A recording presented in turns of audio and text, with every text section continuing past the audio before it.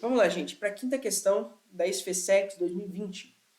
Um pistão de massa desprezível ligado a uma mola ideal relaxada de constante elástica K igual a 2.000 newtons por metro fecha um cilindro de área de seção transversal S é igual a 0,01 metros quadrados, que contém 10 litros de determinado gás ideal a uma pressão de 1 atmosfera. Ok. A uma temperatura de 27 graus Celsius. Quando o sistema é aquecido a 327 graus Celsius, o pistão empurrado pelo gás move-se para cima, comprimindo a mola até uma nova posição de equilíbrio.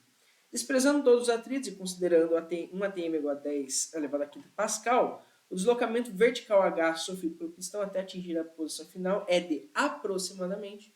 Aí tem as opções aqui. Então vamos lá. A gente tem aqui essa situação em que o gás ele está com 1 atmosfera, a pressão interna dele. E se a pressão interna dele é 1 atmosfera, significa que essa pressão interna aqui iguala a pressão externa. Então, por conta disso, a mola que está aqui, ela está relaxada, justamente porque o responsável por segurar o gás ali dentro está sendo a pressão atmosférica. Depois de aquecido esse gás, ele sobe a uma altura H, né? Então ele tem um deslocamento. E aí a gente tem aqui que a mola é comprimida. Quando a mola é comprimida, a gente tem que, no caso, além da pressão atmosférica exercendo a força ali, né, no caso uma pressão, segurando aquele gás, a gente tem uma força elástica aqui ajudando, né, a segurar esse gás. Então, a nossa pressão ela aumenta, acaba aumentando, e o volume também aumenta. E aí ele pergunta quem que é esse H. Vamos primeiro fazer essa análise. A primeiro momento, esse êmbolo aqui, esse gás, estava ocupando esse volume inicial aqui, ok? Esse volume inicial. Depois de aquecido, esse êmbolo passou a ocupar, além deste volume, esse cara aqui, este volume aqui. Quem que é esse volume que ele passou a ocupar? Então, ele tinha o volume inicial, V0, e ele teve um acréscimo desse volume aqui. E quem que é esse volume? É justamente H vezes S, que é a área vezes a altura. Esse é o volume, tá? Nesse caso, beleza. Então, a gente tem que H vezes S. S, lembrando que é a seção transversal, que é essa área aqui, tá vendo? É a área da tampa ali do êmbolo. Perfeito. E a pressão aqui, antes, era P0, né? Que era a pressão atmosférica. Depois ela passou a ser P0 mais a pressão da mola. Então, a primeira análise que a gente tem que fazer. Antes era uma pressão só pressão atmosférica, depois a mola ajudou a fazer essa pressão. Ok? Perfeito. Antes da gente começar a fazer conta, a gente percebe aqui uma coisa que é um pouquinho digesta. Primeiro, temperatura aqui está em graus Celsius. E a gente tem que lembrar que todos os exercícios de termodinâmica, a gente sempre tem que trabalhar temperatura em Kelvin. Não é uma escolha de unidade de medida. Eu gostaria de trabalhar com Celsius. Não, você não tem essa opção.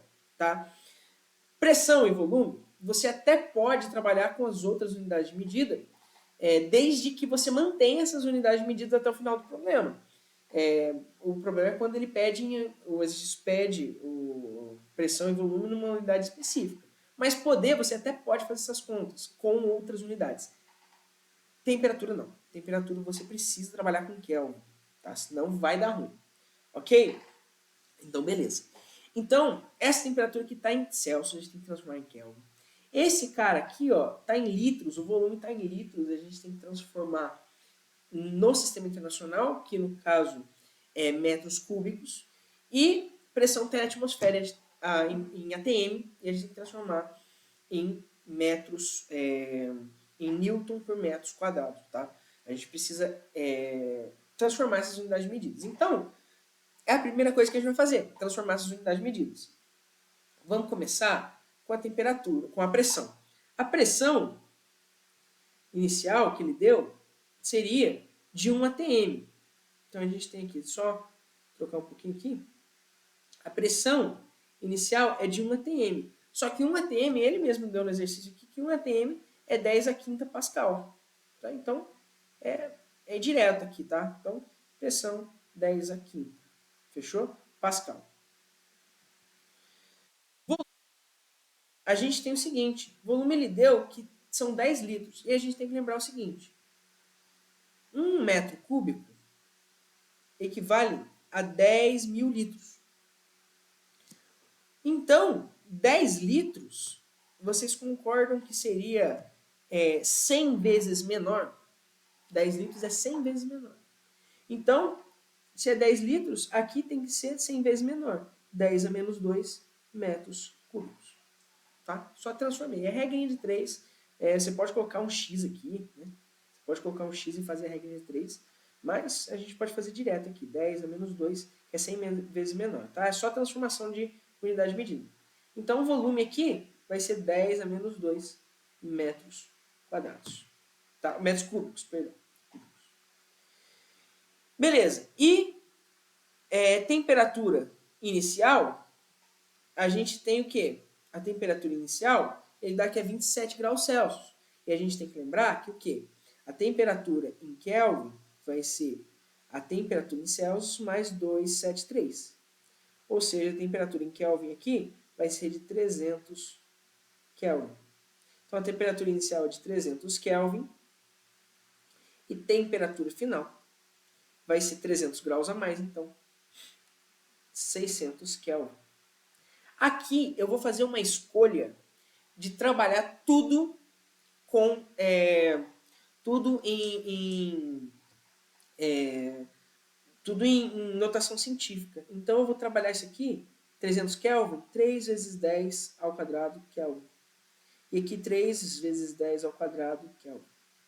É 6 vezes 10 ao quadrado Kelvin, tá? Eu vou fazer essa escolha, vocês vão entender por que daqui a pouquinho, tá? Então, beleza, a gente tem as unidades aqui, as nossas unidades de medida já devidamente transformadas.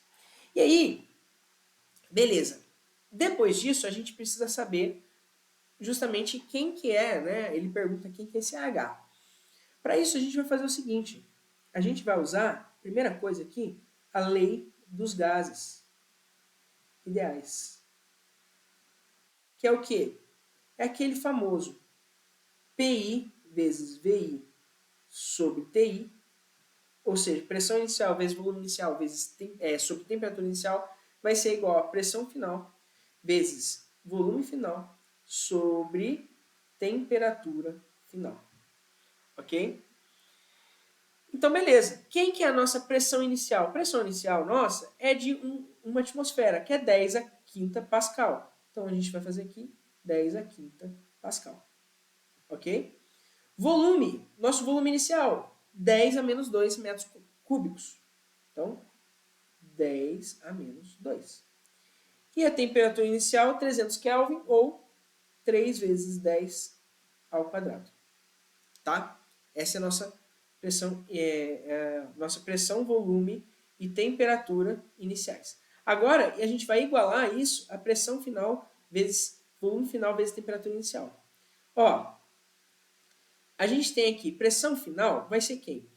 A pressão final vai ser a pressão inicial mais essa pressão da mola que a gente tem, tá? Então, a gente vai colocar aqui, pressão inicial. Qual que é a nossa pressão inicial? É 10 a quinta, né? É 10 a quinta. Ah, beleza. 10 a quinta. Mais a pressão da mola, que a gente ainda não sabe. A gente vai descobrir quem que é essa pressão, tal da pressão da mola. Ok? Vezes volume final. Quem que é o volume final? Pô, o volume final não é o volume inicial, que é 10 o volume inicial, que é 10 a menos 2 metros cúbicos, mais esse volume que ele ganha, né? É verdade, né? Quem que é esse volume que ele ganha? É H vezes S, tá? Então, é H vezes S. Só que esse S, ele deu pra gente. S, ele dá que a seção transversal aqui, S é igual a 0,01 metros quadrados. Ou, né, 10 a menos 2 metros quadrados. Ah, verdade. Então, eu vou colocar aqui, ó, 10 a menos 2. Aqui é menos também, tá? Menos 2. Fechou? Isso tudo aqui dividido pela temperatura final. Quem que é a temperatura final? 600 Kelvin, né? Ele deu essa temperatura. 600 Kelvin, que é 6 vezes 10 ao quadrado. Perfeito, beleza. Então a gente tem aqui esse cara, esse trambolho aqui. Só que a gente não sabe ainda quem que é essa tal dessa pressão da mola, né? E é o que a gente vai descobrir agora. Então a gente vai descobrir aqui quem que é a pressão que a mola exerce da mola. Para isso a gente tem que lembrar da lei de Hooke. Lei de Hooke é essa, ó, lei de Hooke, que nos diz que a força elástica de uma mola vai ser igual à constante elástica da mola vezes o deslocamento. Nesse caso, o deslocamento nosso é de H, né? A mola estava relaxada e ela subiu H, né? Ela subiu H. Ah, verdade. Então, beleza. É isso que a gente tem. A força, então, vai ser igual a quanto? A constante elástica da mola, ele deu, que é 2.000 newtons por metro. 2.000, que é 2 vezes 10, perdão, elevado a 3. Isso aqui vezes H, que é o H que a gente não sabe, que a gente quer descobrir. Tá? Só que isso é a força elástica. Só que aí a gente tem que lembrar que o quê? Que pressão é igual a força dividida pela área. Nossa, é verdade, né? Força dividido pela área. Então, eu vou fazer o seguinte, eu vou dividir aqui pela nossa área. Quem que é a nossa área? É o S, né? É a seção transversal. É a área do êmbolo ali, né? Aquela área redonda aqui, ó. Essa área aqui, esse S, né? É a nossa seção transversal. É uma força sendo aplicada na tampa do êmbolo e essa tampa do êmbolo ali vai exercer uma pressão no gás. Ah, verdade. Então, beleza. Eu vou dividir aqui por S e eu vou dividir aqui por S. Posso fazer isso, né? Dividir os dois lados por S, então tá tudo certo. Então, essa força aqui, ela vira quem? Ela vira justamente a nossa pressão da mola, né? É a pressão que a mola realiza. Verdade. Então, isso aqui vai ser 2 vezes 10 elevado à terceira vezes H. Dividido por quem? Por S. Quem que é o nosso S? É o 10 elevado a menos 2. Né? 10 elevado a menos 2. Ele deu esse dado. Então, a pressão da mola vai ser igual a 2 vezes H vezes... Esse aqui, 10 elevado a menos 2, é a mesma coisa que você multiplicar por 10 elevado a 2, né? Então, isso aqui vai dar 10 elevado a 5. Essa é a nossa tal pressão da mola. Perfeito. Agora a gente joga essa pressão da mola aqui, né? Então, nosso terceiro passo aqui é resolvendo as contas, né? A gente tem esse trambolho gigantesco aqui, ó, que eu não vou simplificar ainda, vocês vão entender já já o porquê. Eu vou ter esse cara aqui, ó. Beleza. Vai ter esse cara aqui. Só que a diferença é que essa mola aqui, essa pressão da mola, a gente encontrou quanto que vale, né? Essa pressão da mola. É verdade. A gente encontrou. Quanto que vale essa pressão da mola aqui? A gente encontrou que é 2H vezes 10 elevado à quinta, né? Então, 10 elevado à quinta vezes 2H. Tanto faz, né? A ordem dos fatores não altera o produto. Então, a gente tem isso aqui. Ok? Deixa eu só arrumar aqui, só para ficar mais ajeitadinho. Beleza. Ok. Aqui, a gente consegue fazer umas manipulações legais, interessantes. O que a gente pode fazer aqui? Ó? Vamos deixar esse cara aqui, ó. Esse cara a gente vai deixar do jeito que está por enquanto. Ok? Então, a gente vai ter que 10 elevado à quinta vezes 10 elevado a menos 2, dividido por 3 vezes 10 elevado a 2 ao quadrado. Isso aqui vai ser igual. Aqui, esse primeiro termo, eu posso colocar em evidência o 10 elevado à quinta, né? Consigo colocar em evidência. Então, 10 elevado à quinta, evidência. Isso aqui vai ser 1 mais 2H vezes. Aqui, esse cara aqui, eu consigo colocar o 10 elevado a menos 2 em evidência. Então, é verdade, né? Então, vou colocar o 10 elevado a menos 2. 10 elevado a menos 2 em evidência. Isso aqui vezes, isso aqui então vai dar 1 mais H, ok? Só coloquei em evidência aqui, tá? Só manipulação algébrica aqui. E aqui, 6 vezes 10 elevado a 2.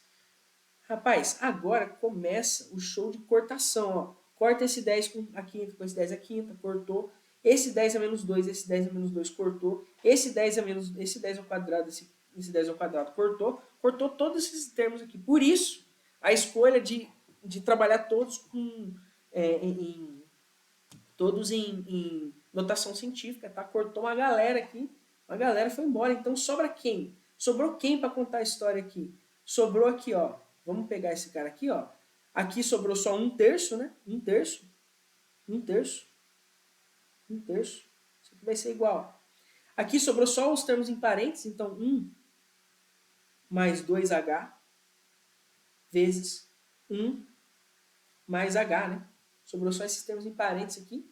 Sobre 6. Esse 6 aqui vai para lá multiplicando, né? Multiplica 6 dos dois lados, né? Ninguém vai para lugar nenhum multiplicando. Então, 6 dividido por 3, isso aqui vai dar 6 sobre 3, né? 6 sobre 3, isso aqui vai ser igual a 1 mais 2H vezes 1 mais H. 6 dividido por 3, até ontem, era 2, né? Então, 1 mais 2H vezes 1 mais H, isso aqui vai ser igual a 2. Faz a famosa distributiva aqui, tudo bem?